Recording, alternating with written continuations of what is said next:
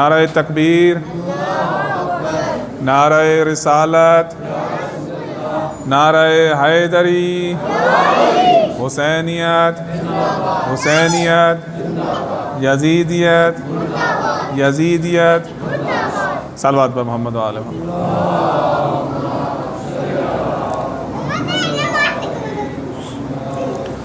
बिस्मिल्लाहिर्रहमानिर्रहीम, अल्हम्दुलिल्लाहि रब्बिल आलमीन, वस्सलातु वस्सलामु अला रसूलिहिल करीम व आलिहि तय्यबीन अत्ताहिरीन अल-मासूमीन अल्लज़ीना अज़हबल्लाहु अन्हुम रिज्सा अहलल बैत व युतahhirahum तत्हीरा।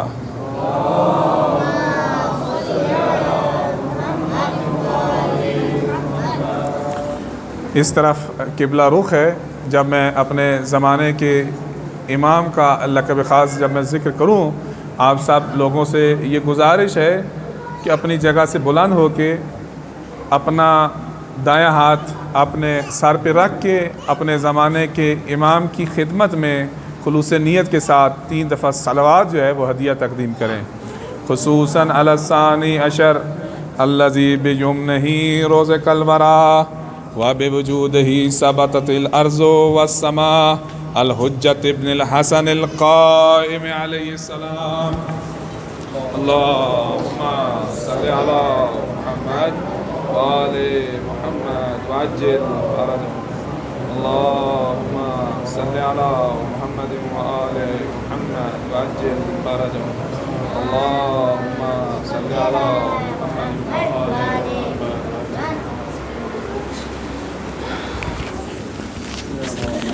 वल्लअनतु दाइमतु अला अअदाइहिम अजमईन खुसूसन अला जिब्ति वत्तागूत वल्लाते वलउज़्ज़ा। अम्मा बादु फ़क़द क़ालल्लाहु तबारका व तआला फ़ी किताबिहिल आला इन्नल्लज़ीना कफ़रू मिन अहलिल किताबि वल मुशरिकीन फ़ी नार जहन्नम ख़ालिदीना फ़ीहा उलाइका हुम शर्रुल बरिया इन्नल्लज़ीना आमनू व अमिलुस्सालिहात उलाइका हुम खैरुल बरिया। सलावत।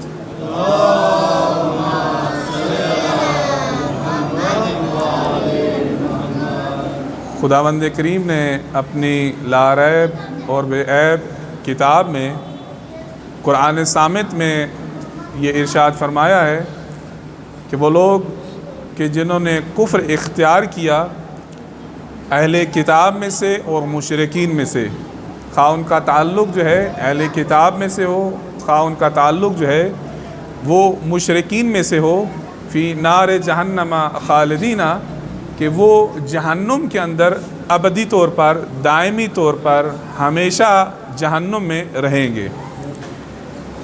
उलाइका हुम शर्रुल बरिया, कि ये अल्लाह ताला की बदतरीन मखलूक है। इनसे ज़्यादा अल्लाह ताला की कोई बदतरीन मखलूक नहीं हो सकती। और वो लोग कि जो साहिबान ईमान हैं, ईमान लाए हैं और अमल साले को अंजाम देते हैं, ये लोग उलाइका हुम खैरुल बरिया, ये अल्लाह ताला की सबसे बरतर मखलूक हैं, ये अल्लाह ताला की सबसे अफजल मखलूक हैं, ये अल्लाह ताला की सबसे अशरफ मखलूक हैं, ये अल्लाह ताला की बेहतरीन मखलूक हैं। और रसूलुल्लाह सल्लल्लाहु अलैहि वसल्लम ने ये इरशाद फरमाया, या अली अंत वशियतुका हुमुल फाइजून, ऐ अली आप और आपके शिया जो हैं वही कामयाब है। और इस आयत की जो तफसीर है दर हकीकत यही रसूल अकरम का सैयदुल अंबिया का इरशाद गिरामी है कि खैरुल बरिया यानी अल्लाह ताला की सबसे बेहतरीन मखलूक जो हैं वो अमीरुल मोमिनीन अलैहिस्सलाम और उनके मानने वाले हैं। सिलसिला गुफ्तगू जो है वो यहाँ तक पहुँचा था। खुलासा ये है कि इंसान जो भी आमाल अंजाम दे, जो भी अमल अंजाम दे, नमाज अदा करे, रोज़ा अदा करे, हज अदा करे, ज़कात दे, खैरात दे, ज़ियारत करे, सदक़ात दे, ये तमाम के तमाम आमाल जो हैं ایسے شخص سے قابل قبول ہیں کہ جو اہل ایمان ہے، اور اگر کوئی اہل ایمان نہیں اور اس کے ایمان کے اندر شک اور تردید پائی جاتی ہے، اس کا ایمان کامل ایمان نہیں، منزل یقین پر اپنے ایمان سے متعلق جو ہے وہ فائز نہیں ہے، کسی بھی ایک عقیدے کا یا منکر ہے، یا کسی بھی ایک عقیدے کا کے اندر وہ ہے شک اور تردید کا شکار ہے، تو ایسا شخص دائرہ ایمان سے خارج ہے۔ لہذا تمام معتقدات اور تمام عقائد کا ایک ساتھ ان پر یقین رکھنا، اقرار کرنا، اعتراف کرنا یہ ضروری ہے۔ اور کل بھی آپ کے سامنے ابو حمزہ بطائنی کا قصہ ذکر کیا تھا کہ اس نے آ کے امام موسیٰ کاظم علیہ السلام کی امامت پر، امام موسیٰ کاظم علیہ السلام کے بعد امام رضا علیہ السلام کی امامت ولایت کا اس نے انکار کر دیا، تو امام علیہ السلام نے فرمایا کہ اب جب منکر و نکیر جو ہیں اس کے پاس آئے ہیں، تو جب یہ پہنچا ہے امام رضا علیہ السلام کی ولایت اور امامت پر، تو اب اس کے پاس کوئی جواب نہیں تھا۔ حالانکہ یہ اپنی زندگی میں اس بات کو تو جانتا تھا کہ امام رضا علیہ السلام امام برحق ہیں، لیکن اس نے دنیا میں امام رضا علیہ السلام کی امامت کا انکار کر دیا تھا، تو اب اس کی زبان جو ہے امام علیہ السلام فرماتے ہیں لڑکھڑا گئی ہے، اور اب فرشتوں نے اس کی قبر کو جہنم کے تازیانے سے بھر دیا ہے۔ جہنم کے تازیانہ جو اسے لگا ہے، اس کی قبر آتش جہنم سے بھر چکی ہے، اور قیامت تک یہ اسی میں جلے گا۔ صلوات پر محمد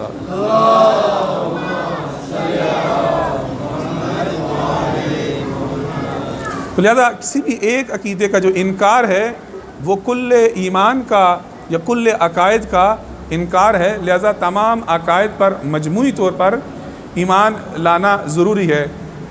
لیکن کسی کو یہ غلط فہمی نہ رہے کہ بندہ حقیر کا شاید مقصد یہ ہے کہ ہم جو عزاداری کرتے ہیں یا دیگر افراد جو عزاداری کرتے ہیں، یہ عزاداری نہیں کرنی چاہیے یا اس عزاداری کا کوئی فائدہ نہیں ہے۔ اگرچہ اصول تو یہی ہے کہ اس عزاداری کا فائدہ انسان کے ماتم کا فائدہ، انسان کی مجلس کا فائدہ، انسان کے رونے کا فائدہ، انسان کے گریہ کا فائدہ اس شخص کو ہوگا کہ جو شخص مومن ہے اور دائرہ ایمان میں داخل ہے۔ لیکن عزاداری جو ہے، عزاداری امام حسین علیہ السلام، عزاداری اہل بیت علیہ السلام، یہ ایک ایسی اکسیر اعظم ہے۔ اکسیر کہتے ہیں اس چیز کو کہ جو کیمیکل یا ایسی چیز یا دھات ہے کہ جو انسان کے پاس ہو، اور اگر انسان اس کو لوہے کے ساتھ لگائے تو وہ لوہے کو سونا کر دیتی ہے۔ وہ لوہے کو، ایک عام سے لوہے کو، ایک عام پیتل کو، ایک عام سی کسی بھی آہن کو داخل کر دے۔ اور تاریخ میں ایسے بہت زیادہ موارد گزرے ہیں کہ جب مودت اہل بیت نے، قربت اہل بیت نے، اہل بیت علیہ السلام کی حب نے کسی شخص کو جہنم کے کنارے سے اٹھا کر جنت کے اندر داخل کر دیا۔ پیغمبر صلی اللہ علیہ وآلہ وسلم کے زمانے میں، صلوات پر محمد،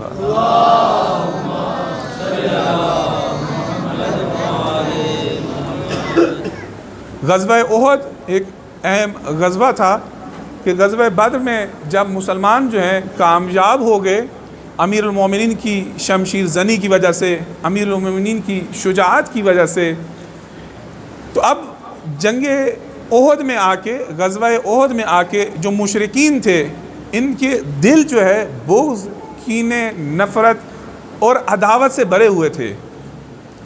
ابو سفیان نے قسم اٹھائی تھی کہ میں اس وقت تک جو ہے، میں اس وقت تک فلاں کام نہیں کروں گا کہ جب تک میں اپنا بدلہ واپس نہ لے لوں۔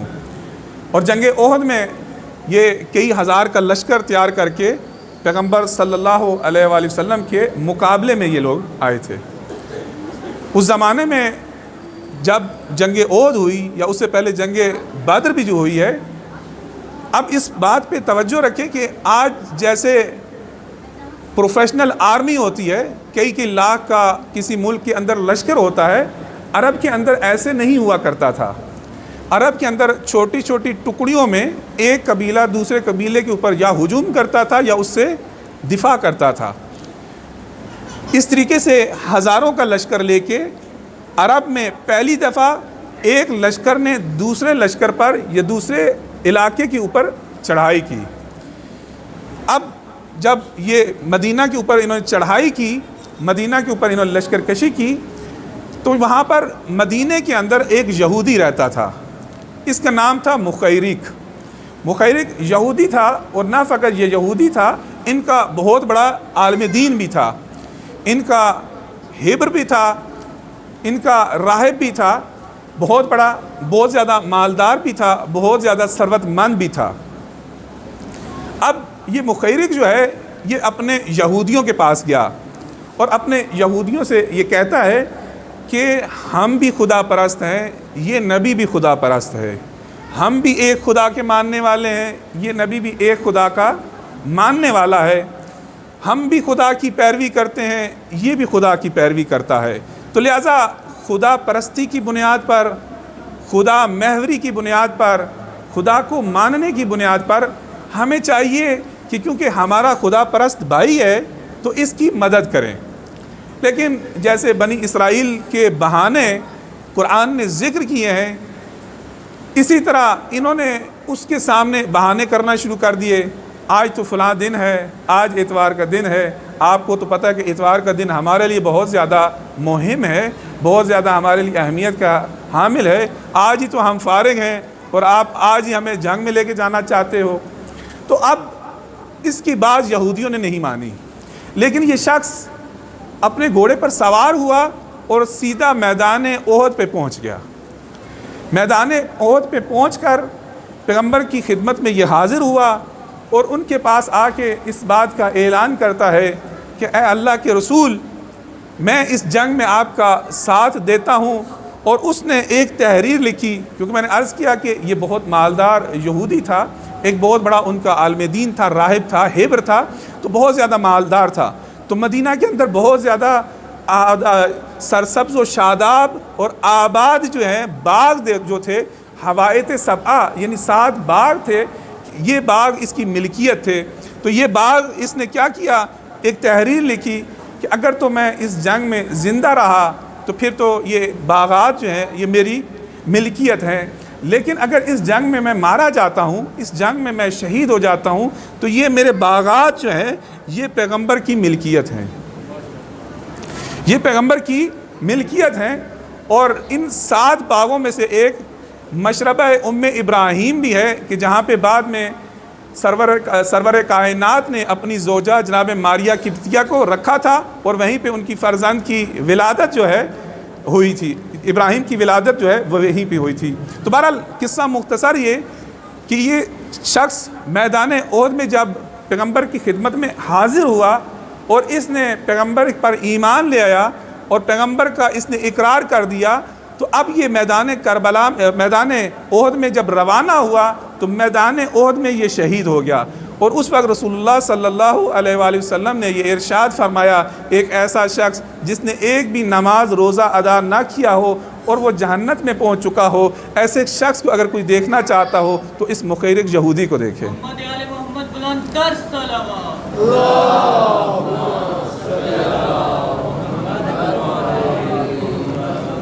اور طول تاریخ میں بہت زیادہ ایسے واقعات ہیں کہ جب مودت اہل بیت نے خود سب سے بڑا واقعہ جو ہے میدان کربلا کے اندر جناب حور علیہ السلام کا واقعہ ہے کہ میدان کربلا میں یہ حور جو ہیں یہ سب سے پہلے امام حسین علیہ السلام کا راستہ روکنے والے ہیں. جب ایک منزل پہ پہنچے تو امام علیہ السلام نے کہا کہ میں کسی دوسرے راستے کو اختیار کرتا ہوں، تو اس نے کہا میں کوفہ جانا چاہتا ہوں، تو اس نے کہا کہ آپ کوفہ میں بھی نہیں جا سکتے. امام علیہ السلام نے کہا میں واپس پلٹتا ہوں، تو کہا آپ واپس بھی نہیں پلٹ سکتے. تو پھر امام علیہ السلام نے فرمایا کہ ایک درمیانی راستے کو ہم اختیار کرتے ہیں. وہ درمیانی راستہ اختیار کرتے ہوئے امام حسین علیہ السلام کربلا پہنچے. تو بہرحال سب آپ جانتے ہیں، تو یہ لشکر ابن زیاد کا حصہ تھے. نہ فقط لشکر ابن زیاد کا یہ حصہ تھے بلکہ لشکر ابن زیاد میں ایک بہت بڑے دستے کی ایک بہت بڑی آرمی کے سربراہ بھی تھے. لیکن روز کربلا جو ہے روز عاشورہ جو ہے یہ خود کہتے ہیں کہ میں نے اپنے آپ کو جنت اور جہنم کے درمیان متردد پایا کہ یا میں جنت میں داخل ہو جاؤں تو یا میں جہنم میں داخل ہو جاؤں، اور میں جو ہے جنت کو ترجیح دیتا ہوں جہنم میں۔ اور لہٰذا وہ امام علیہ السلام کی خدمت میں حاضر ہوئے اور امام علیہ السلام کے پاس آ کے انہوں نے امام علیہ السلام پر اپنی جان کو نچھاور کر دیا۔ لیکن ایسے کتنے واقعات یا ایسے خوش قسمت افراد کتنے ہیں کہ جو گمراہی سے، ضلالت سے، جہنم کے کنارے سے جنت میں داخل ہوں۔ کوفہ والے افراد تو بہت زیادہ موجود تھے، اس لشکر کے اندر بھی کوفی شامی بہت زیادہ افراد تھے، لیکن توفیق جو تھی وہ فقط جناب حور علیہ السلام کو حاصل ہوئی۔ مدینہ کے اندر یہودی تو بہت زیادہ موجود تھے، لیکن توفیق جو تھی وہ مخیرق یہودی کو حاصل ہوئی۔ اسی طرح طول تاریخ میں آپ دیکھیں کہ واقعات بہت زیادہ ہیں، لیکن یہ جو توفیق ہے یہ ہر ایک کو حاصل نہیں ہوتی، بلکہ یہ توفیق کسی خاص فرد کو ہی، اس کا کوئی کیا عمل تھا، کیا اس سے کوئی عمل سرزد ہوا کہ ذات پروردگار نے اس کو جہنم کے کنارے سے اس کو جنت میں داخل کر دیا۔ اب کسی کی گارنٹی اور ضمانت نہیں، کیا ہم بھی وہی خوش قسمت ہوں گے؟ اتنے کوفیوں میں سے حضرت حور کی طرح ہم بھی وہ خوش قسمت ہوں گے؟ یا اتنے زیادہ مدینہ کے اندر آباد یہودیوں میں سے ہم بھی وہ خوش قسمت ہو سکتے ہیں کہ خداوند کریم کی ذات جو ہے محبت اہل بیت کے صدقے میں، ولایت اہل بیت کے صدقے میں، مودت اہل بیت کے صدقے میں خداوند کریم جو ہے ہمارا وہ سفر جو ہے کئی سالوں کا وہ ہم سے طے کروائے اور خداوند کریم ہماری بھی نجات کا ذریعہ بنا دے۔ اس بات کی اگرچہ اس کی برکات بہت زیادہ ہیں، لیکن اس کی ضمانت سب کو حاصل نہیں، بلکہ اس کے لیے یہ کہا گیا کہ اپنے ایمان کو محکم کرو، اپنے عقائد کو درست کرو، اپنے عقائد کو درست کرنے کے بعد اب اپنے عمل کو بھی درست کرو، اپنے کردار کو بھی درست کرو، اپنے اعمال کو بھی درست کرو، اپنی شخصیت کو بھی درست کرو۔ تو لہٰذا حکم عام یہ ہے کہ جو طریقہ کار ہے اس طریقہ کار کے مطابق پہلے اپنے ایمان کو، اپنے عقائد کو درست کرو، اپنے اعمال اور کردار اور اپنی شخصیت کو درست کرو۔ صلوات بر محمد علیہ۔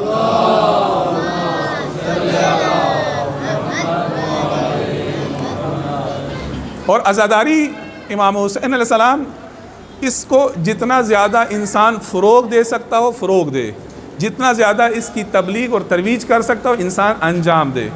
آج ایک بہت بڑی مشکل جو ہے ہمارے لیے یہ ہو چکی ہے کہ عزاداری امام حسین علیہ السلام اس کو انجام دینے کے لیے انسانوں کے ذہن میں، عزاداران سید الشہداء کے ذہن میں، مومنین کے ذہن میں یہ بات ہے کہ جب تک کوئی مشہور اور معروف شخص جو ہے وہ نہیں آئے گا اس وقت تک عزاداری نہیں ہو سکتی۔ معروف اور مشہور افراد کو بھی انسان بے شک بلائے، جتنے بھی مشہور افراد کو انسان بلا سکتا ہے، اس کی استعداد ہے تو وہ ان کو بلائے، ان کو وہ جتنی نیاز دے سکتا ہے وہ دے، بلکہ ڈبل ٹرپل دے، کیونکہ یہ ایک ایسا ذکر ہے کہ جس کی کوئی قیمت ہی نہیں، نہ ہی اس کی قیمت کو ادا کیا جا سکتا ہے، نہ کوئی ادا کر سکتا ہے۔ ہاں البتہ یہ ہے کہ ہر ذاکر، ہر خطیب جو ہے اس کو چاہیے کہ جو تعلیمات اہل بیت علیہ السلام ہیں، معتبر اور مستند جو تعلیمات اہل بیت علیہ السلام ہیں، اس کے مطابق جو ہے ذکر فضائل اور مصائب جو ہے وہ پڑھتا رہے۔ صلوات بر محمد علیہ۔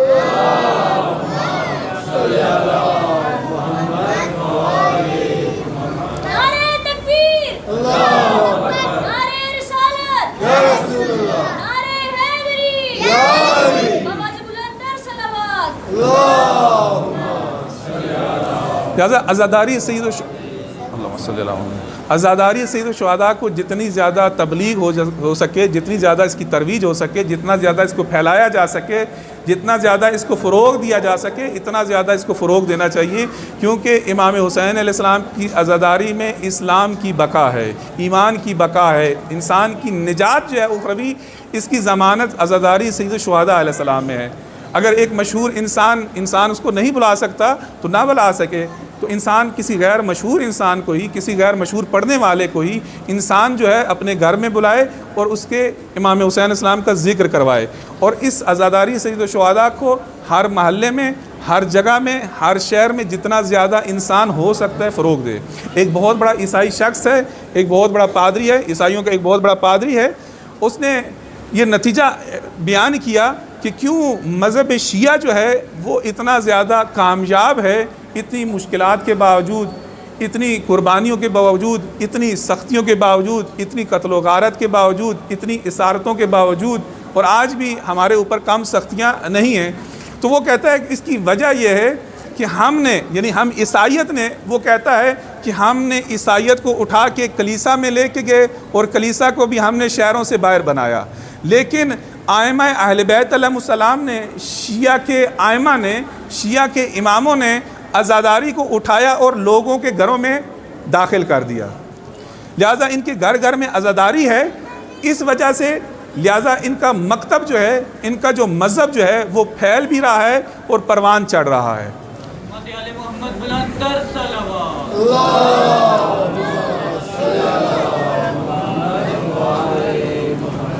تو لہٰذا اس فارمولے پہ عمل کرتے ہوئے میں نے اپنے ایک استاد سے سنا کہ فقط مشہد شہر کے اندر، یہ کئی سال پہلے کی بات ہے، کہ 200 سے زیادہ جو ہے کلیسا جو تھے، گھر کے اندر کلیسا فقط مشہد کے اندر دیکھے گئے تھے۔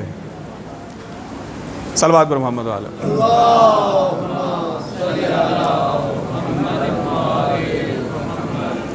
اور پھر اس کی جو برکات ہیں، جو اس کا ثواب ہے، جو اس کے فضائل ہیں، آج ہمارے گھروں میں بہت ساری مشکلات پائی جاتی ہیں، بہت ساری مصیبتیں ہیں، بہت ساری مشکلات ہیں۔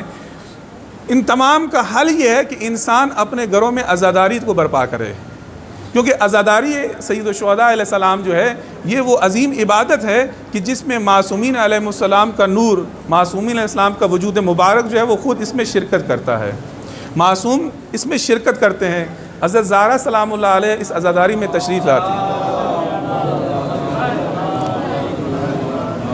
ایک بہت اہم بات جو ہے آپ کے سامنے پیش کرنا چاہتا ہوں، ذرا توجہ کو طالب ہوں، کہ عزاداری سید الشہداء میں کہ جہاں پہ حضرت زہرا سلام اللہ علیہ جیسی شخصیت شرکت کرتی ہو، تو آپ کا کیا خیال ہے جناب جبرائیل اور میکائیل وہاں پہ شرکت نہیں کرتے ہوں گے؟ کیا وہاں پہ فرشتے نہیں آتے ہوں گے؟ جب سید الملائکہ جو ہیں، اشرف الملائکہ جو ہیں، وہ ذات کے ملائکہ جن کے اوپر فخر کرتی ہو، وہ ذات کہ جس سے ملائکہ نے توحید کو یاد کیا ہو، جب یہ جاتے ہیں تو کیا ملائکہ ان کے پیچھے پیچھے نہیں جاتے؟ تو جس گھر میں معصومین تشریف لے کے آتے ہوں تو کیا اس گھر میں نزول برکات جو ہیں وہ نازل نہیں ہوں گی؟ تو لہٰذا اپنے گھروں میں عزاداری کرائیں، اپنے گھروں میں امام حسین علیہ السلام کی صف بچھائیں، صف پرسہ بچھائیں۔ اگرچہ کسی معروف انسان کو نہ بلا سکے، غیر معروف کو بلائیں۔ اگر غیر معروف کو بھی نہیں بلا سکتے تو خود ہی کچھ تھوڑا بہت ذکر کر دیں اور تھوڑی سی نظر و نیاز جو ہے وہ آپس میں ہی جو ہے وہ بانٹ لیں، تو انشاءاللہ وہ جو ثواب عزاداری وہ حاصل ہو جائے گا۔ صلوات بر محمد علیہ۔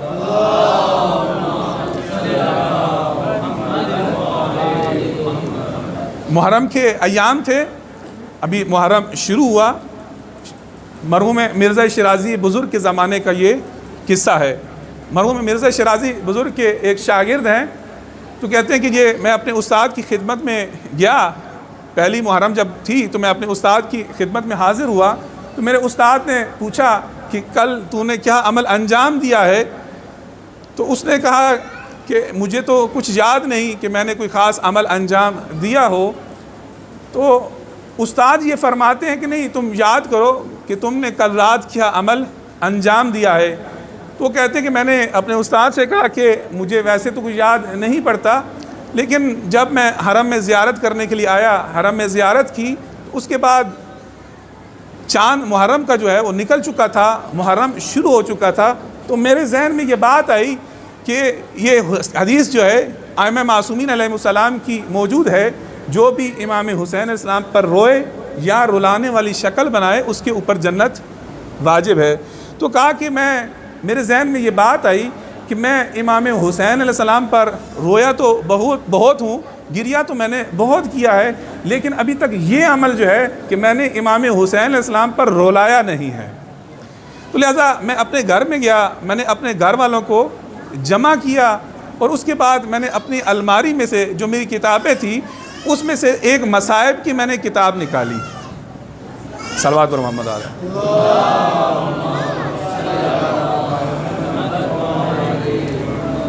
ارباب دانش، بہت توجہ کا طالب ہوں، ایک بہت اہم بات جو ہے وہ آپ کے سامنے ہدیہ کرنا چاہتا ہوں، تاکہ عزاداری کی اہمیت جو ہے، عزاداری کا فروغ جو ہے، عزاداری کی جو اہمیت ہے وہ بہت زیادہ واضح ہو، اور ہم اتنی زیادہ معرفت کے ساتھ اس کو انجام دے سکیں۔ تو کہتے ہیں کہ میں نے الماری سے کتاب نکالی، اور اس میں سے میں نے ایک صفحہ جو ہے مصائب کا نکالا، میں نے اپنے اہل خانہ کو، اپنے بچوں کو، اپنی زوجہ کو اپنے سامنے بٹھایا، اور میں نے جو ہے اس کے بعد اس کتاب سے دیکھ کر امام حسین علیہ السلام کا مصائب پڑھا۔ تو یہ کہتے ہیں کہ میرے استاد نے یہ کہا کہ کل رات خواب میں نے حضرت امام حسین علیہ السلام کو دیکھا، فرزند زہرا کو میں نے خواب میں دیکھا، اور میں نے ساتھ میں ان کے کمر بنی ہاشم کو دیکھا، کہ میں نے ان کو خواب میں دیکھا۔ میں نے دیکھا کہ امام حسین علیہ السلام کے ساتھ، فرزند زہرا کے ساتھ، شہید کربلا کے ساتھ، سید الشہداء علیہ السلام کے ساتھ مولا عباس ہیں، اور ان کے پاس ایک دفتر موجود ہے۔ دفتر یعنی ایک کاپی یا ایک رجسٹر موجود ہے، جس میں مولا فرماتے ہیں کہ اس محرم میں ایسے کرو کہ یہ جو خطبہ حضرات ہیں، یہ جو ذاکرین ہیں، مصائب خان ہیں، ایسے کرو سب سے اوپر فلاں شخص کا نام لکھ دو، فلاں شخص کا نام سب سے اوپر لکھ دو، اور فلاں شخص کا نام تم کاٹ دو، فلاں شخص کا نام کاٹ دو۔ تو وہاں سب سے اوپر مولا نے تمہارا نام لکھایا تھا۔ لہذا یہ توجہ رہے کہ جو بھی ذاکر ہے یا خطیب ہے، یہ ایسا نہیں کہ ہمیشہ ہی وہ ذاکر اور خطیب رہے گا۔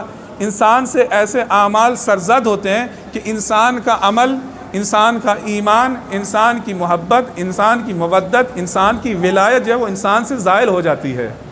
لہذا اسی وجہ سے بہت زیادہ تاکید کیجیے اپنے عقیدے سے متعلق، اپنے ایمان سے متعلق، کہ ایمان کی دو قسمیں ہیں، ایمان مستقر اور ایمان مستودع۔ ایمان مستقر جو ہے وہ ایمان ہے کہ جو انسان کے ساتھ رہتا ہے، اور ایمان مستودع وہ ہے کہ جو انسان سے زائل ہو جاتا ہے۔ بہت سارے ایسے اعمال ہیں، ایسے انسان گناہ کرتا ہے، ایسی انسان معصیت کرتا ہے کہ انسان سے اس کا ایمان جو ہے وہ زائل ہو جاتا ہے۔ اور خصوصاً انسان جب عالم نزع میں ہوتا ہے، عالم احتضار میں ہوتا ہے، تو اس وقت انسان سے انسان کی عقل جو ہے وہ زائل ہو جاتی ہے، اور انسان پہ وہ حالت طاری ہوتی ہے کہ انسان کو بہت زیادہ پیاس لگتی ہے، بہت زیادہ پیاس کی شدت ہوتی ہے، اور اس وقت شیطان جو ہے ایک گلاس لے کے انسان کے سامنے جو ہے وہ حاضر ہوتا ہے، اور اس وقت انسان کو پر پیاس کی شدت ہوتی ہے، وہ شخص مرنے والا جو ہے احتضار کی حالت میں وہ شیطان کو صرف دیکھ رہا ہوتا ہے۔ تو اب وہ اس سے یہ کہتا ہے کہ تو فلاں بات کہہ دے، کلمہ کفر کہہ دے، کلمہ شرک کہہ دے، تو تجھے میں یہ پانی دے دوں گا۔ اور انسان پر کیونکہ پیاس کا غلبہ ہوتا ہے، اور انسان اس وقت وہ بات کی جو شیطان اس کو کہتا ہے وہ کہہ دیتا ہے۔ تو لہذا انسان کا انجام جو ہے اس دنیا سے جاتے ہوئے وہ انجام بخیر نہیں ہوتا، لیکن جو ان کا ایمان قوی ہے، جن کا ایمان محکم ہے، جن کا ایمان مضبوط ہے، اب وہ شیطان کے بہکاوے میں نہیں آتے۔ جن کا ایمان اور عمل صالح جو ہے وہ درست ہوتا ہے، وہ شیطان کے بہکاوے میں نہیں آتے۔ صلوات بر محمد علیہ۔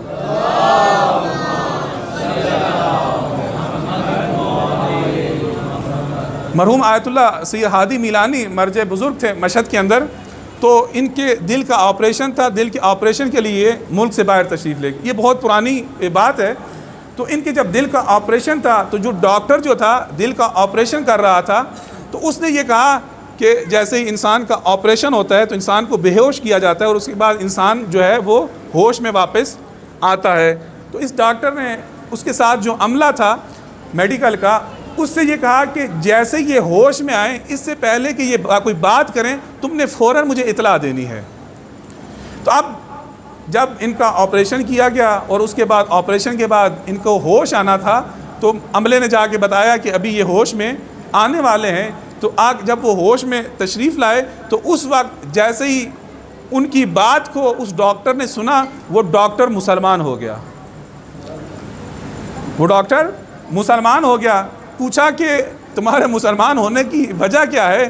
تو اس نے کہا کہ ان سے پہلے میں نے ایک دفعہ ایک عیسائی پادری کا بھی آپریشن کیا تھا، تو جب میں نے اس عیسائی پادری کا آپریشن کیا تھا تو جب اس کو ہوش آیا، ہوش آنے کے بعد وہ گانا گا رہا تھا، کیونکہ اور یہ جو ہیں ان کا جو میں نے آپریشن کیا ہے تو انہوں نے آپریشن کے بعد سب سے پہلے جب ان کو ہوش آیا ہے تو انہوں نے تسبیح خداوندی انجام دی ہے۔ اور انسان جب ہوش میں آتا ہے آپریشن کے بعد تو انسان وہی بات زبان پہ لاتا ہے جو اس کے دل کا عقیدہ ہوتا ہے، یا جس کو وہ بہت زیادہ پسند کرتا ہے، یا جس کو بہت زیادہ اس پر وہ ایمان رکھتا ہے۔ وہ جو پادری صاحب تھے، جب میں نے ان کو آپریشن کیا اور جب وہ ہوش میں آئے تو انہوں نے گانا گانا شروع کر دیا، اور اس مرض تقلید نے جو ہے اس بندے خدا نے جب ہوش میں آئے ہیں تو انہوں نے تسبیح پڑھنا شروع کر دیا ہے۔ اس کا مطلب ہے کہ ان کا مذہب بھی درست ہے اور یہ شخص بھی درست ہے۔ صلوات پر محمد علیہ۔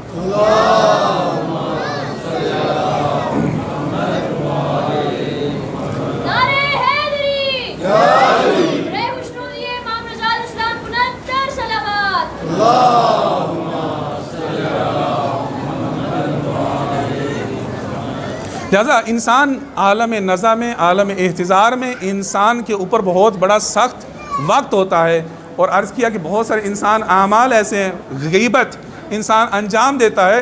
جب انسان دوسرے مومن کی غیبت انجام دیتا ہے تو انسان کے نامہ اعمال میں جو نامہ نیکیاں ہوتی ہیں، جو حسنات ہوتی ہیں، وہ مومن جس کی یہ غیبت کر رہا ہوتا ہے اس کی تمام نیکیوں کو اٹھا کے اس کے نامہ اعمال میں لکھ دیا جاتا ہے۔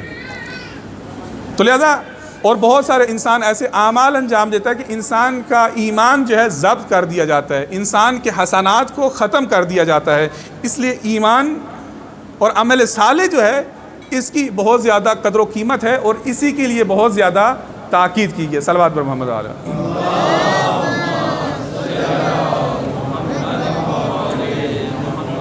اور یہاں تک گفتگو پہنچی تھی کہ اول الدین معرفت ہو، کہ پہلے دین کی ابتدا جو ہے وہ پروردگار کی معرفت ہے، اور پروردگار ایک ہے، اس ہستی اس کائنات کا بنانے والا ایک ہے۔ اور توحید مفضل میں امام علیہ السلام نے ارشاد فرمایا کہ انسان اپنے وجود کے اوپر غور کرے، کیا عجائبات، کیا لطائف جو ہیں خداوند کریم نے انسان کے وجود کے اندر رکھے ہیں۔ اور امام علیہ السلام ارشاد فرماتے ہیں کہ جب انسان کسی تصویر کو دیکھتا ہے تو اس تصویر سے انسان کو مصور کا پتہ چلتا ہے کہ یہ تصویر جو ہے اس کا کوئی بنانے والا موجود ہے، اسی طرح اس کائنات کا بھی کوئی بنانے والا موجود ہے۔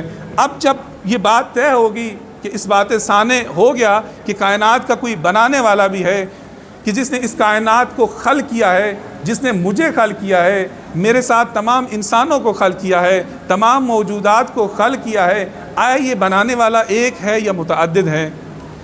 کیونکہ اب بہت سارے افراد ہیں وہ اس بات کو تو مانتے ہیں کہ اس کائنات کا کوئی بنانے والا ہے، لیکن اس کے ایک ہونے کے قائل نہیں۔ جیسا کہ عیسائیت کے اندر عقیدہ تثلیث موجود ہے، زرتشتیوں کے اندر خیر و شر کے دو خداؤں کا تصور موجود ہے، ہندوازم کے اندر کئی خداؤں کا تصور موجود ہے۔ تو سب سے اہم بات خداوند کریم کی وحدانیت ہے کہ اس بات ثانی کے بعد، خداوند کریم کے وجود کے اس بات کے بعد سب سے اہم بات جو ہے وہ خداوند کریم کی توحید ہے، کہ وہ خدا ایک ہے، خدا واحد ہے، خدا احد ہے، خدا صمد ہے، لم یکن لہو کفوا احد ہے، لم یکن لہو صاحبتاً ولا ولد ہے۔ خداوند کریم کی یہ ساری صفات ہیں، اور اس کی توحید پر سب سے آسان ترین دلیل، کیونکہ عرض کیا تھا کہ انسان کے پاس ہر عقیدے کی دلیل ہونی چاہیے، اور میرے سامنے جو میرے نوجوان اور کم سن بچے ہیں ان کی تعلیم کے لیے جو ہے مجھ سے یہ کہا گیا ہے کہ میں ان کو توحید جو ہے، درست توحید کے جو اعتقادات ہیں، جو معارف ہیں، جو مطالب ہیں، میں ان کی خدمت میں پیش کر سکوں۔ تو سب سے اہم دلیل جو قرآن نے بھی دی توحید سے متعلق، صلوات پر محمد والا،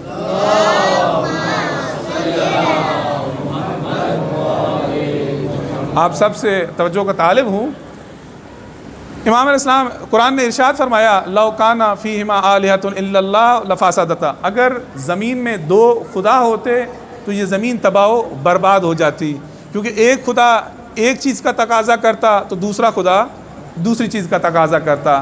ایک خدا کہتا ہے کہ میں نے سورج کو مشرق سے نکالنا ہے تو دوسرا کہتا میں نے مغرب سے نکالنا ہے، اور اگر یہ دو خدا ہوتے تو یہ آپس میں ہی لڑتے جھگڑتے رہتے اور زمین تباہ و برباد ہو جاتی۔ اور کیونکہ زمین صحیح و سالم موجود ہے، یہ اس بات کی دلیل ہے کہ خدا ایک ہے۔ امام علیہ السلام نے ارشاد فرمایا، اس سے بھی آسان تر دلیل، امام علیہ السلام ارشاد فرماتے ہیں کہ حضرت آدم سے لے کے حضرت خاتم علیہ السلام تک، حضرت آدم علیہ السلام تشریف لائے اور کہا کہ اللہ ایک ہے، میں اس کی طرف سے مبعوث ہوا ہوں۔ حضرت نوح علیہ السلام تشریف لائے اور کہا کہ میں اس خدا کی طرف سے مبعوث ہوا ہوں اور اس خدا کا شرک مت کرو۔ حضرت ابراہیم علیہ السلام تشریف لائے، کہا کہ میں اس پروردگار کی طرف سے مبعوث ہوا ہوں اور خدا کا شرک مت کرو۔ اس کے بعد حضرت موسیٰ علیہ السلام، حضرت عیسیٰ علیہ السلام، خداوند کریم نے 1,24,000 حضرت آدم علیہ السلام سے لے کے حضرت خاتم علیہ السلام تک انبیاء کو بھیجا ہے۔ ان تمام انبیاء نے ایک پروردگار کی، ایک خالق کی، ایک مالک کی، ایک خدا کی ترویج کی ہے۔ اگر کوئی دوسرا خدا ہوتا تو وہ بھی اپنا سلسلہ انبیاء بھیجتا، کیونکہ کوئی دوسرا سلسلہ انبیاء موجود نہیں ہے تو یہ اس بات کی دلیل ہے کہ خدا ایک ہے۔ نعرہ تکبیر، اللہ اکبر، نعرہ رسالت، یا رسول اللہ، نعرہ حیدری، یا علی، نعرہ صلوات، اللہم صل اب کیوں ایک خدا کو مانیں، کیوں ہم دین کو مانیں؟ اگر ہم خدا کو نہ مانیں تو اس کا نقصان کیا ہے؟ اگر دین کو نہ مانیں تو اس کا نقصان کیا ہے؟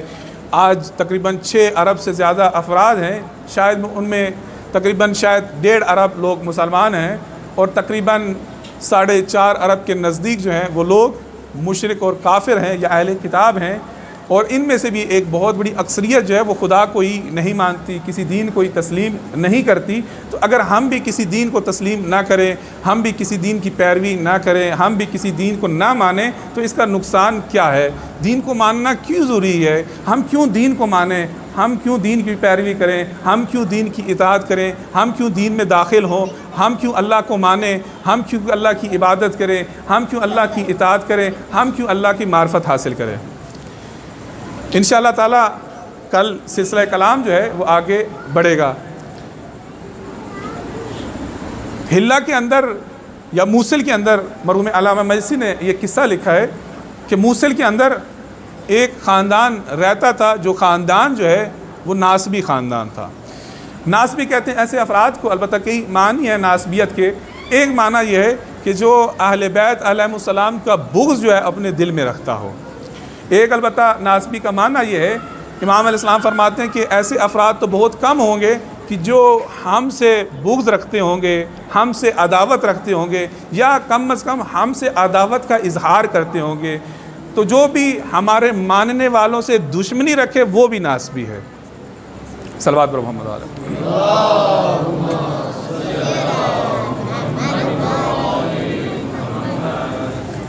تو یہ ناسبی خاندان تھا کہ جو اہل بیت علیہ السلام سے نفرت کرتا تھا۔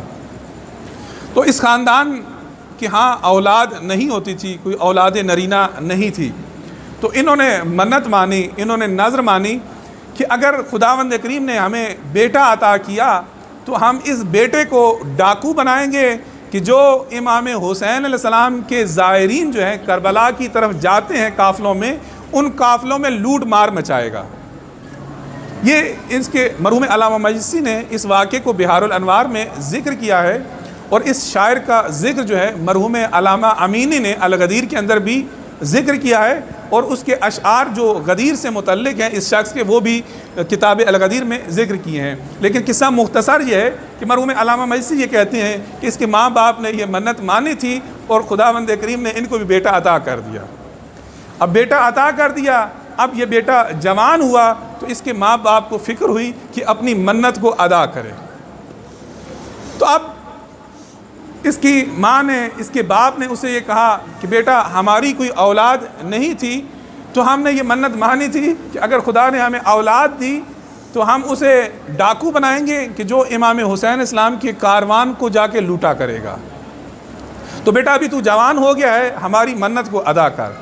تو یہ موصل سے اسی نیت سے نکلا کہ اپنے والدین کی، اپنے ناسبی ماں باپ کی اس منت کو جو ہے یہ ادا کرے۔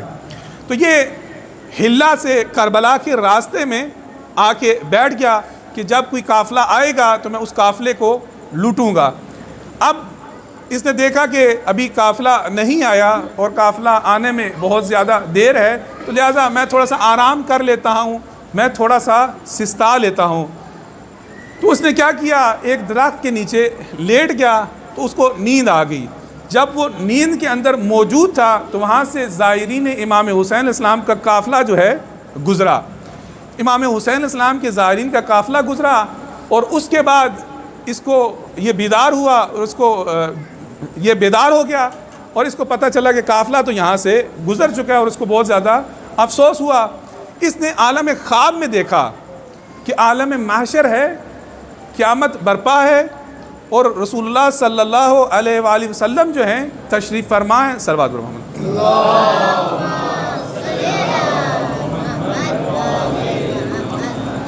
رسول اللہ تشریف فرما ہیں اور وہ لوگ کہ جو امام حسین اسلام کے زائرین ہیں، امام علیہ السلام ان زائرین میں سے ہر شخص کو جنت کی رسید دے رہے ہیں، جنت کا پروانہ دے رہے ہیں کہ یہ شخص جو ہے امام حسین اسلام کا زائر ہے اور اس کو جو ہے تم جنت میں داخل کر دو۔ تو اتنے میں جب سب لوگ فارغ ہو گئے تو یہ شخص وہاں پر موجود تھا۔ اس سے متعلق حکم یہ دیا گیا، اس کو اٹھاؤ اور جا کے اس کو جہنم میں پھینک دو۔ جب اس کو جہنم میں جا کے پھینکتے ہیں یا جہنم کی طرف لے کے جانے لگتے ہیں تو اب یہ جہنم کی طرف نہیں جا سکتا یا اس کو جہنم کی طرف نہیں لے جایا جا سکتا۔ تو مرحوم علامہ مجلسی نے یہ لکھا ہے کہ پوچھا کہ یہ کیوں شخص جو ہے جہنم میں نہیں جا سکتا، اس کو کیوں جہنم میں نہیں پھینکا جا سکتا؟ تو اس وقت فرشتوں نے یہ کہا کہ جب امام حسین علیہ السلام کے زائرین کا کاروان جو تھا یہ وہاں سے گزر رہا تھا تو ان کی جو خاک تھی اس کے اوپر پڑ چکی ہے، ابھی زائرین کی خاک اس کے اوپر ہے، لہذا جہنم کی آگ اس کو نہیں جلائے گی۔ نعرہ تکبیر، اللہ اکبر، نعرہ رسالت، یا رسول اللہ، نعرہ حیدری، یا لنکت صلوات۔ جب اس نے یہ خواب دیکھا تو اس کے بعد یہ شخص وہاں سے دوڑا اور کربلا پہنچا اور امام حسین علیہ السلام کی اس نے زیارت کی اور اس کے بعد اس نے کچھ اشعار کہے جن کا ترجمہ یہ بنتا ہے، اگر تم نجات چاہتے ہو، جہنم کی آگ سے بچنا چاہتے ہو تو پس امام حسین علیہ السلام کی زیارت کرو۔ رسول اللہ صلی اللہ علیہ وآلہ وسلم سے پوچھا گیا کہ کیا آپ عقیل سے محبت کرتے ہیں؟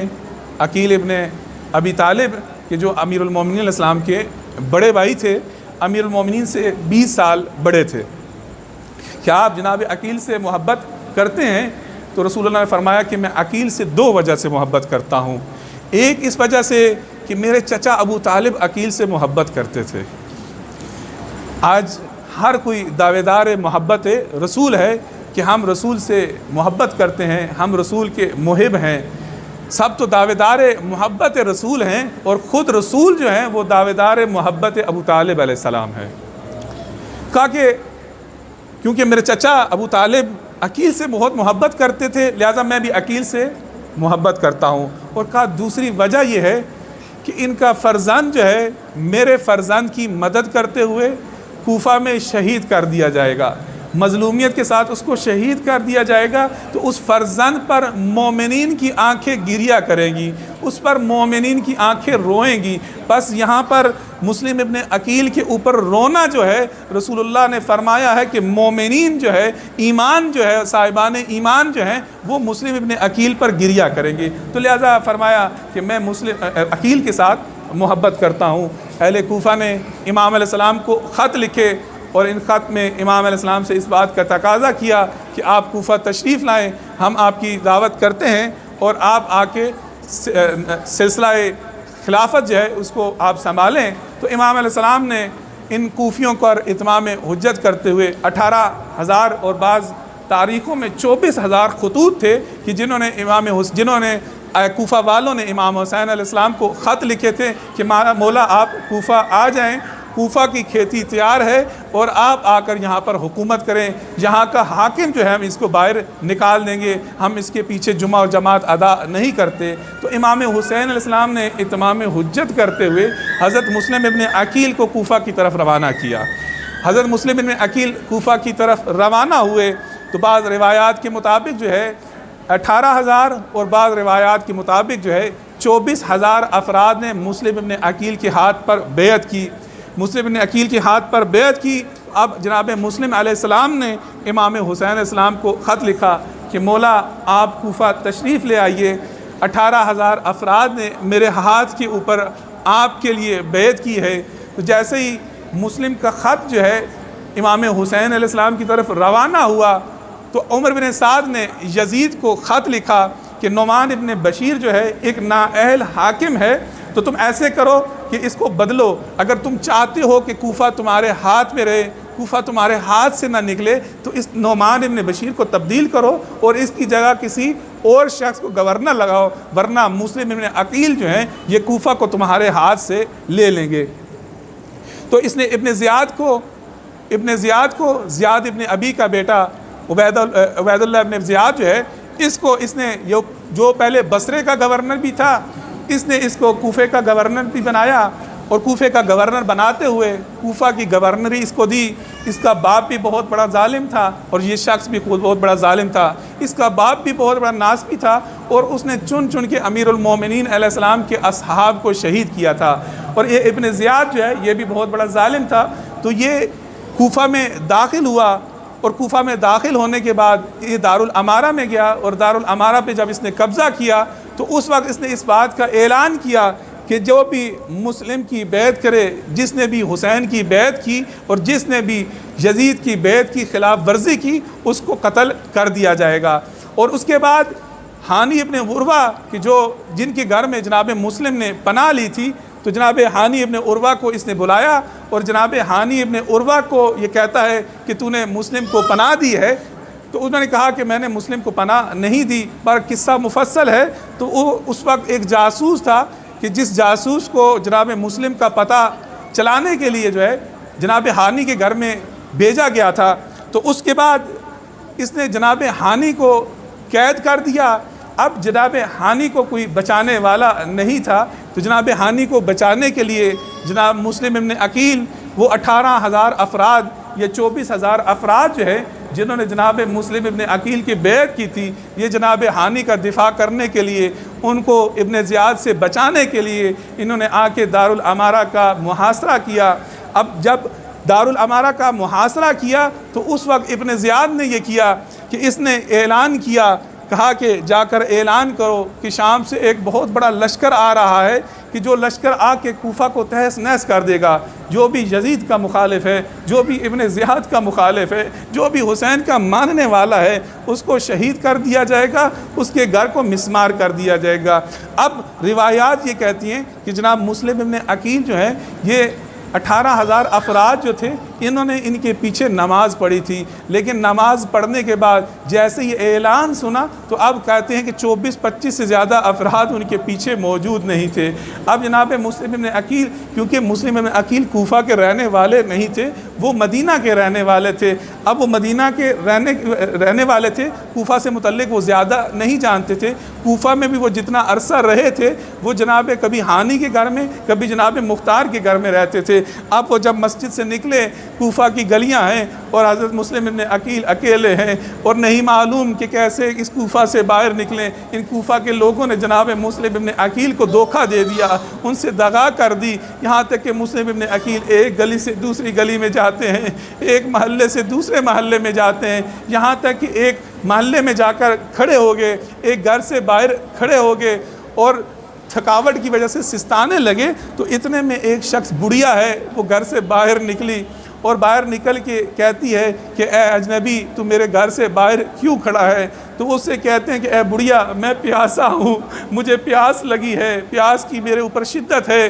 تو اس بڑھیا نے آ کے ایک کاسا پانی کا پیش کیا، جناب مسلم نے پانی پیا اور وہ بڑھیا اپنے گھر میں واپس چلی گئی۔ یہ بڑھیا جو تھی اس کا بیٹا باہر نکلا ہوا تھا، تو یہ اپنے بیٹے کا انتظار کر رہی تھی، اپنے بیٹے کے انتظار میں یہ بار بار باہر آتی تھی۔ اب جب آ کے اس نے دوبارہ باہر دیکھا تو دیکھا پھر مسلم ابن عقیل موجود ہے، کہتی ہے اے اجنبی کیا تو نے پانی نہیں پیا؟ تو تو پانی پی چکا ہے، پھر کیوں ابھی میرے گھر سے باہر کھڑا ہے؟ اس طرح تیرا میرا گھر سے باہر رہنا اچھا نہیں ہے، میں عورت ہوں، میں ناموس والی ہوں، میرے گھر سے باہر رہنا اس طرح اچھا نہیں ہے۔ اس وقت مسلم ابن عقیل نے ایک بہت درد بھرا جملہ کہا کہ اے بڑھیا وہ کہاں جائے جس کا یہاں وطن نہیں ہے، جو غریب الوطن ہے، جس کے ساتھ دغا کر دی گئی، جس کے ساتھ بے وفائی کر دی گئی ہے۔ کہا کہ آپ کون ہیں؟ کہا کہ میں مسلم ابن عقیل ہوں، میں حسین کا سفیر ہوں، میں حسین کا نمائندہ ہوں، اس شہر والوں نے ہمیں بلایا تھا اور آج ہم سے بے وفائی کر دی ہے۔ جیسے ہی اس کو پتہ چلا، وہ خود تو محب اہل بیت تھی، وہ جناب مسلم کو اپنے ساتھ اندر لے گئی، گھر کے اندر لے گئی، ایک کمرے میں بٹھایا، جناب مسلم نے عبادت شروع کر دی۔ اب اس کا بیٹا واپس آیا، ابن زیاد نے اعلان کیا تھا کہ جو بھی مسلم کو لے کر آئے گا، جو مسلم کا پتہ دے گا، اس کو اتنا انعام دیا جائے گا۔ تو اس نے دیکھا کہ میری ماں جو ہے بار بار ایک کمرے کی طرف جاتی ہے، تو یہ اپنے ماں سے کہتے ہیں کہ اماں تو بار بار کیوں وہاں پر جاتی ہے، تیرے وہاں جانے کی وجہ کیا ہے؟ تو اس وقت یہ کہتی ہے کہ تو وعدہ کر کہ تو کسی کو بتائے گا نہیں۔ فرزند سفیر حسین جو ہیں، فرزند رسول کے سفیر مسلم ابن عقیل ہمارے گھر کے اندر موجود ہیں۔ یہ شخص جو ہے یہ شخص ناسبی تھا، اس نے انعام کے لالچ میں جا کر ابن زیاد کو بتایا۔ ادھر مسلم ابن عقیل جو ہیں گھر کے اندر عبادت کر رہے ہیں، عبادت و ریاضت میں مصروف ہیں کہ ایک دفعہ ان کی آواز نکلی انا للہ و انا الیہ راجعون۔ تو یہ بڑھیا کہتی ہے کہ آپ نے کلمہ استرجاع کیوں پڑھا ہے؟ کہا کہ ابھی تھوڑی دیر میری آنکھ لگ گئی تھی، میں نے خواب میں رسول اللہ کو دیکھا، میں نے رسول میں اپنے چچا امیر المومنین کو دیکھا۔ تو یہ کہتے ہیں مسلم ابن عقیل جلدی کر، ہم تیرا انتظار کر رہے ہیں۔ اجرکم اللہ، خداوند کریم کسی غم میں نہ رلائے سوائے غم شبیر کے، اجرکم اللہ۔ اب یہ جامع مسلم یہ کہتے ہیں کہ مجھے ہی پتہ چل چکا ہے کہ میرا وقت آخر بھی آن پہنچا ہے، کہ اتنے میں گھوڑوں کی ٹاپوں کی آواز آئی، گھوڑوں کی ٹاپوں کا آواز کا آنا تھا۔ جناب مسلم نے زرہ کو پہنا، شمشیر کو سنبھالا، تلوار کو اٹھایا۔ یہ عورت کہتی ہے، یہ مستور کہتی ہے مولا ایسا کرے گھر کے اندر رہ کر دفاع کرے۔ تو جناب مسلم یہ کہتے ہیں کہ ہم بنی ہاشم بڑے غیرت والے ہیں، میں نہیں چاہتا کہ میں گھر کے اندر رہ کے جنگ کروں اور تیری بے حرمتی ہو۔ دس عرض کروں گا اے مسلم، آپ نے تو اس کوفہ کی ابڑیا، کوفہ کی مستور جو ہے اس کے پردے کا خیال رکھا کہ کہیں اس کے پردے کی ناحرمتی نہ ہو جائے، لیکن اے کاش آپ میدان کربلا میں ہوتے، شام غریبہ کے بعد آپ دیکھے کس طرح قیام کو آگ لگائی گی، بیویاں ایک خیمے سے دوسرے خیمے میں جاتی تھی۔ اجرکم اللہ، اجرکم اللہ۔ اس کے بعد جناب مسلم ابن عقیل نکلے اور ان سے جنگ کرنا شروع کی۔ اب جناب مسلم ابن عقیل سے یہ جنگ نہیں کر سکتے، لشکر پہ لشکر آتا ہے، یہاں تک کہ ابن زیاد نے کہا کہ ایک اکیلا شخص ہے، اس سے تم جنگ نہیں کر سکتے۔ تو سالار جنگ یہ کہتا ہے تو نے کوفہ کے کسی سبزی فروش کے مقابلے میں نہیں بھیجا، تو نے علی کے شیر کے مقابلے میں بھیجا ہے۔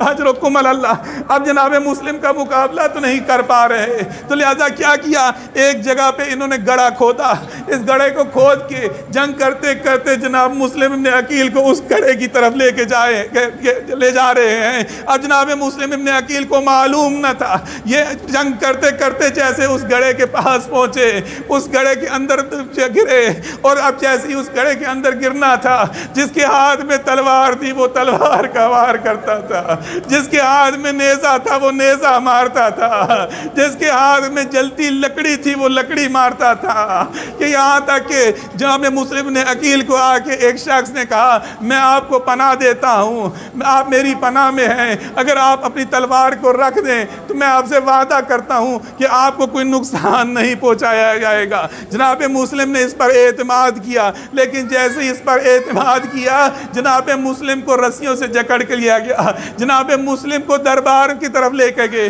جیسے ہی دربار میں پہنچے، جنگ کر رہے تھے، جسم زخموں سے چور تھا، پیاس کی شدت تھی، دیکھا دروازے کے پاس پانی موجود ہے تو ایک شخص پہ کہتے ہیں میں پیاسا ہوں، مجھے پانی دے دو۔ تو اس نے ایک شخص نے ایک کاسا پانی کا دیا۔ جیسے ہی پانی پینا چاہتے تھے جناب مسلم ابن عقیل کے منہ سے خون نکل کر پانی میں چلا گیا۔ جناب مسلم نے دوسرے پانی کو طلب کیا، اب جناب مسلم کو دوسرا کاسا بھی دیا گیا، لیکن اس کو بھی پینا چاہتے تھے، لیکن جناب مسلم کا خون اس میں شامل ہو گیا۔ تو گویا مسلم ابن عقیل نے حسرت سے وہ کاسا واپس کیا کہ شاید شہداء کربلا کی یہی انجام تھا، یہی ان کا سرنوشت تھی کہ اس دنیا سے پیاسے رخصت ہوں، کیونکہ کل تمام شہداء کربلا بھی پیاسے رخصت ہوں گے، اور اس امتحان اور آزمائش میں شاید مسلم کو بھی داخل کرنا تھا۔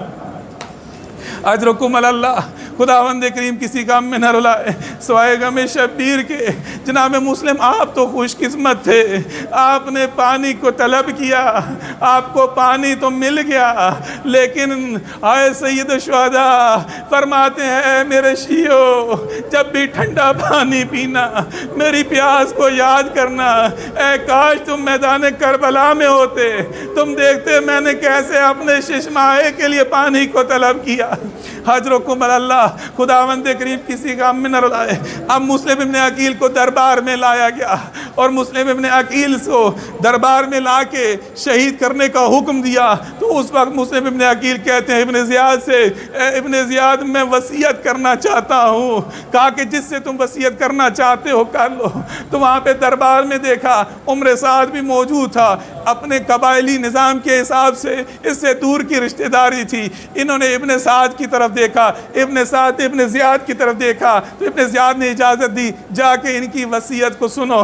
اب عمر سعد آیا، مسلم ابن عقیل عمر سعد کو وصیت کرتے ہیں کہ اے عمر سعد دیکھ میری 3 وصیتیں ہیں، میں کوفہ میں آیا ہوں، میں کوفہ میں قرض دار ہوں، میرا گھوڑا بیچ کے میری زرہ بیچ کے میرے قرض کو ادا کر دینا، جب یہ مجھے شہید کر دیں مجھے دفن کر دینا۔ اور تیسری وصیت یہ کی کہ میں نے اپنے مولا کو خط لکھا ہے، مولا کوفہ تشریف لے آئیے، مولا میرے خط کے بعد کوفہ تشریف لا رہے ہیں، سید زادیاں ان کے ساتھ ہیں، آقا زادیاں ان کے ساتھ ہیں، میرے مولا کو یہ خط لکھنا، مولا بھی کوفہ آپ کے آنے کی جگہ نہیں، کوفہ میں اب مت تشریف لائیے، اپنے ذات آقا زادیوں کو مت لائیں۔ اجرکم اللہ۔ تو اس نے حکم دیا کوفہ کے دارالامارہ میں جناب مسلم کا سر تن سے جدا کیا گیا، اور دڑ کو انہوں نے دارالامارہ کی دیوار سے نیچے پھینکا۔ جیسے ہی دارالامارہ کی دیوار سے مسلم کا سر نیچے، ان کا جنازہ نیچے گرا، اب جناب ہانی ابن عروہ اور جناب مسلم کی لاشوں کو رسیوں سے باندھ کے کوفہ کے بازاروں میں، کوفہ کی گلیوں میں پھرانا شروع کیا۔